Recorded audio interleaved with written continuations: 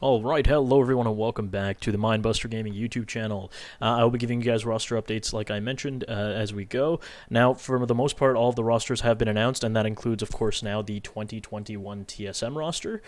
Before I get into that, however, make sure you leave a like and subscribe. Follow me on my other socials that you'll see up here, just to make sure that you are always up to date with what is going on. Now, with that being said, I know that this video is a little bit behind. This was announced, I believe, yesterday or a couple days ago. And more specifically, the announcement for their top laner was done, I think, just very recently. So it's not that old or new of a video, but let's go ahead and get into it. Now, with that being said, the 2021 TSM roster, I'm going to go from top to bottom, from all 5 positions, and just talk about the team as a whole. So as we get into it, now officially the top laner has been announced to be Huni. I'm pretty sure this was already known. A lot of people around the league already knew that this was going to be the case. It was just a matter of how or when it would happen. So they acquired Huni from Evil Geniuses. I know a lot of people are really worried about TSM Huni and how this is going to actually match up with their team, but one thing that I like to say here is that Huni has actually been a really good player in the past. He has been struggling over the past couple of seasons as he's bounced around a lot of the LCS teams, but I do believe that Huni can still make a pretty big contribution to this roster. If anything, you could consider this to be Huni's redemption year, maybe, who knows. But at the same time, I feel like Huni has had quite a few chances in the LCS already. The chances that he's going to be great this season are not that high, in my personal opinion. So right now, going into this season, I feel like a lot of fans are already, kind of really mad at TSM about picking up Huni, but I don't think he's going to be as bad as people think he's going to be. His champion pool is really nice. He can definitely complement the team. Considering that the recent meta in the new patch in the preseason is shown to be a really big, heavy kind of tank meta, I feel like that's going to go a little bit in the favor of TSM. Huni hasn't been the best at playing tanks, but hey, you know what? Going into the start of the season, that might change. And if that's the case, then I feel like Huni can show quite a bit of prowess on quite a few champions. But with that being said, he has had a bit of a situational problem with champion pools in the past, at least throughout the metas in the last few seasons. So we'll see how he can adapt to the new meta and how TSM more specifically will be able to utilize him. I also do believe that some of the LCS teams that he's been on in the past just have had really bad coaching staff and really bad overall teams, and he just hasn't had a chance to show that he can actually hold his own in the way that I see it. Now moving forward, of course, we got the jungler just carried over from the last split. That's going to be Spika. Now, I don't think there's much to say here about Spika. He's a really good player. I know quite a few people in high elo that consider Spika to be the best jungler in the LCS currently. That is not my opinion. However, I do think he's really, really good. He's definitely top 3. And honestly, there's not much to say other than that. I think it's between Santorin, Blabber, and Spika for the top 3. I think Santorin's the best in my personal opinion. But the fact that they have Spika and he is a top 3 jungler is going to be a really big deal going into the next season. It's going to be interesting to see how Spika's improved over the offseason and how he's going to be able to adapt to the new meta in the jungle. So let's move on then and let's take a look at the mid laner. Now, this is the sleeper pick, Power of Evil. When I say sleeper pick, I mean a lot of people don't expect Power of Evil to be that good. But in my opinion, I feel like a lot of people are just blinded by the fact that Bjergsen was just so good last season that I think a lot of people are underestimating Power of Evil. Power of Evil was the second best mid laner in the entire LCS last year, in my opinion. Even better than Jensen, actually. We actually got to see how good Power of Evil is at Worlds as well this year, even though NA didn't do that well overall. Half of the reason why FlyQuest was winning the games that they were was because of Power of Evil. Let's just be straight up here.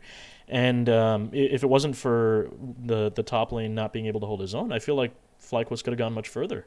I feel like a lot of people have just underestimated Power of Evil just based on quite a few of the teams that he's been on overall, just not making it that far. And, he's actually gotten to the cusp of a lot of championships and finished second place quite a few times.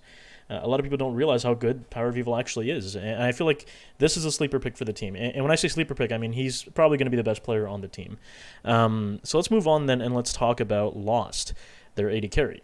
Now, Lost, he's of course, a new talent coming into NA. There are quite a few people that have the opinion that King might have actually been a better option here than Lost. But in my opinion, I think Lost is going to be able to show quite a few surprising things this season that a lot of people are not going to expect. He's going to be a little bit better than people think he is. But then again, unproven 80 carries, you can't say much until we actually get to see them in action.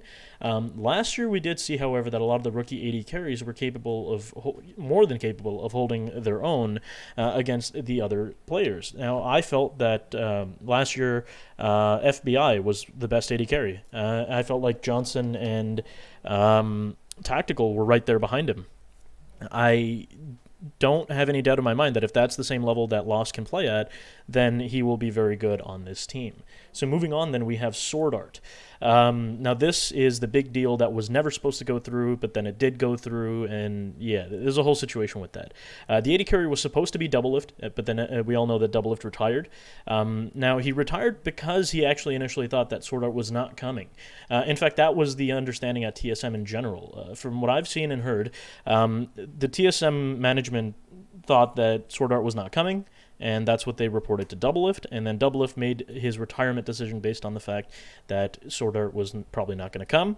And at that point in time, Doublelift retires, and then a couple days later, Sword Art gets announced as the official support for TSM.